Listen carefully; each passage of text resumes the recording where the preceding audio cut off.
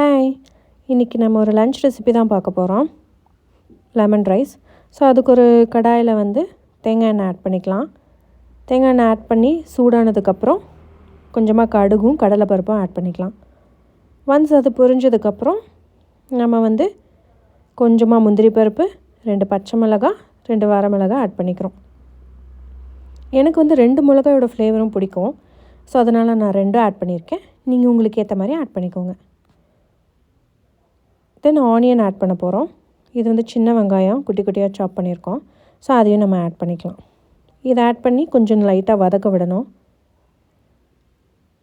வதங்கினதுக்கப்புறம் எனக்கு பூண்டோட ஃப்ளேவர் பிடிக்கும் அப்படிங்கிறதுனால நான் 2 பூண்டை மட்டும் ஆட் பண்ணியிருக்கேன். ஸ்லைஸ் பண்ணி ஆட் பண்ணியிருக்கேன். உங்களுக்கு பூண்டோட ஃப்ளேவர் பிடிக்கும்னா ஆட் பண்ணிக்கலாம். அண்ட் தென் இதுவும் நல்லா வதங்கட்டும். நெக்ஸ்ட்டு நம்ம மஞ்சத்தூள் ஆட் பண்ண போகிறோம். மஞ்சத்தூள் ஆட் பண்ணுறப்போ ஃப்ளேமை லோவில் வச்சுக்கணும். அண்ட் இதை நல்லா எண்ணெயில் வதங்கணும். அப்போ தான் அந்த மஞ்சத்தூளோட பச்சை வாசனை போகும். ஸோ அது நல்லா வதங்கிருச்சு. நான் 2 பேர்த்துக்கான அளவில் செய்ய போகிறேன். அதனால் நான் ஆல்ரெடி 2 லெமனோட ஜூஸ் எடுத்து வச்சுருக்கேன். ஸோ அதையும் ஆட் பண்ணிக்கிறேன். ஸோ இதை ஆட் பண்ணும்போது ஃப்ளேம் லோவில் இருக்கணும். ஆல்சோ நான் சால்ட்டும் ஆட் பண்ணியிருக்கேன். ஆட் பண்ணிவிட்டு சூடான ரைஸ் போட்டு மிக்ஸ் பண்ணிக்கலாம்.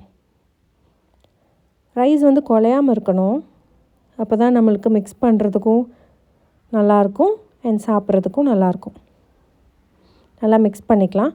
அண்ட் இதோட காம்போ பார்த்திங்கன்னா பொட்டேட்டோ வறுவல்.